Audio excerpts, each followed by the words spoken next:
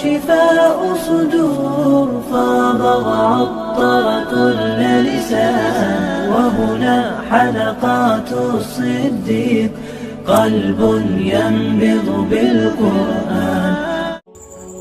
رسول اللہ صلی اللہ علیہ وسلم نے زندگی کے ہر موڑ پہ اپنی امت کو ایسی سنہری تعلیمات دی ہیں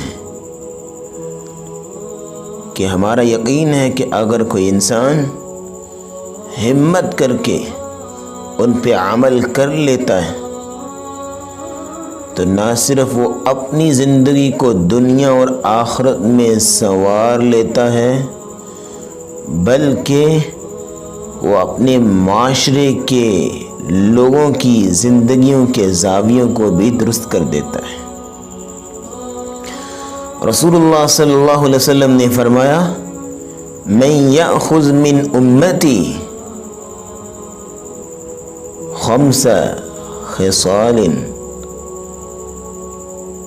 فیعمل بہن او یعلمہن من یفعل بہن. کون ہے میری امت میں سے جو 5 خصلتوں کو لازم پکڑ لے، 5 سنہری اصولوں پہ عمل کر لے یا آگے کسی کو سکھا دے جو عمل کرنے والا ہو. اور کون سی 5 خصلتیں؟ ان میں سے پہلی کون سی ہے؟ رسول اللہ صلی اللہ علیہ وسلم نے فرمایا اتق المحارم تکن اعبد الناس. جن چیزوں سے اللہ نے منع کر دیا ہے تم رک جاؤ، دنیا میں سب سے بڑے عبادت گزار بن جاؤ گے. جس کام سے اللہ نے منع کر دیا ہے ایک مومن کیسے وہ کام کر سکتا ہے؟ جس کام سے اللہ نے روک دیا ہے، اللہ کی حرمتوں کو پامال کرنا اور حدوں کو پار کرنا، یہ کسی مسلمان کا شیوا نہیں، یہ کسی حقیقی مسلم کا منہج نہیں. جس چیز سے اللہ نے منع کر دیا ہے مومن ان چیزوں کے پاس بھی نہیں پھٹکے گا. اور اسی چیز سے جو ڈگری ملے گی یہ کائنات میں سب سے بڑا عبادت گزار.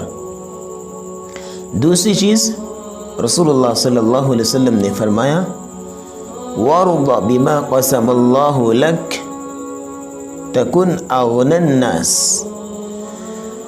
جو تمہاری قسمت میں اللہ نے لکھ دیا ہے، جو تمہاری قسمت میں اللہ نے تقسیم کر دیا ہے اس پہ راضی رہو.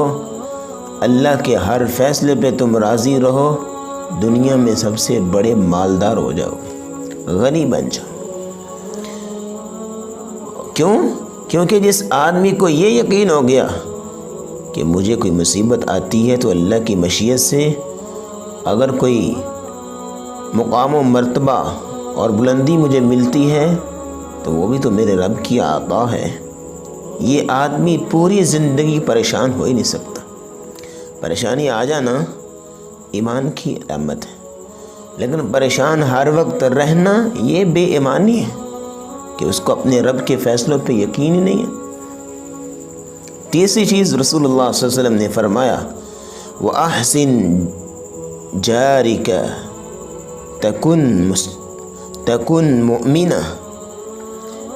تم اپنے ہمسائے کے ساتھ، اپنے پڑوسی کے ساتھ اچھا سلوک کرو، تم مومن بن جاؤ گے. اور ایک اور حدیث میں رسول اللہ صلی اللہ علیہ وسلم نے فرمایا من كان يؤمن بالله واليوم الآخر فلا يؤذي جاره. جو قیامت کے دن پر اور اللہ پر ایمان رکھتا ہے اسے چاہیے کہ اپنے ہمسائے کو تکلیف نہ دے. ایمان کی شرط لگا دی تو اپنے ہمسائے کے ساتھ اچھا سلوک کرتا ہے، اپنے ساتھ والے، اپنے صاحب کو عزت دیتا ہے اور عزت سے بلاتا ہے، یہ مومن انسان.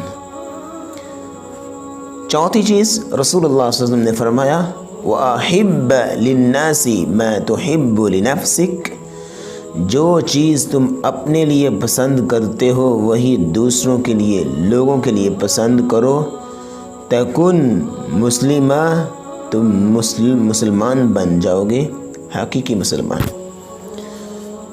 ہم میں سے کوئی بھی پسند نہیں کرتا کہ ہمیں کوئی گالی دے کوئی انسلٹ کرے، لیکن پھر ہم دوسروں کو گالی کیوں دیتے ہیں کہ جب ہم اپنے لیے پسند نہیں کرتے تو دوسرے کے لیے پسند کیوں کریں؟ مسلمانوں، جو چیز اپنے لیے پسند کرتے ہو وہی دوسروں کے لیے پسند کرو۔ تمہیں برداشت نہیں ہے کہ تمہیں کوئی گالی دے تو پھر دوسرے کو کیوں گالی دیتے ہو؟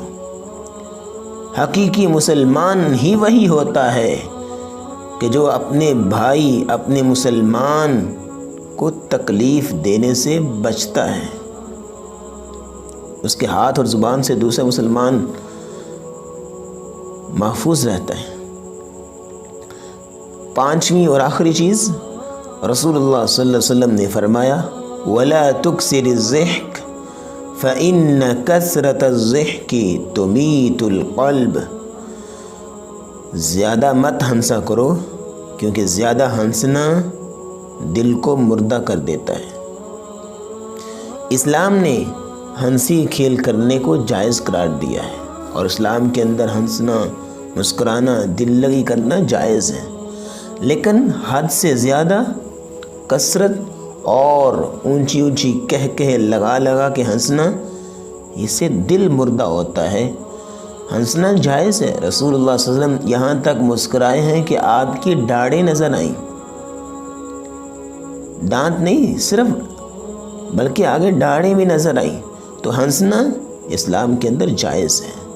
منع کس چیز سے ہے؟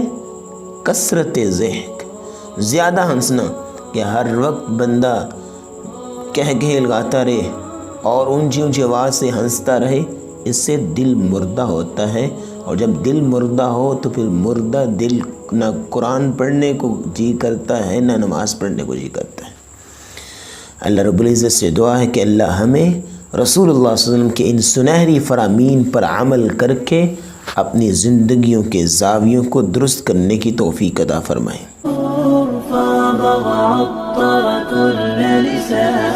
وهنا حلقات الصديق قلب ينبض بالقرآن وهنا حلقات الصديق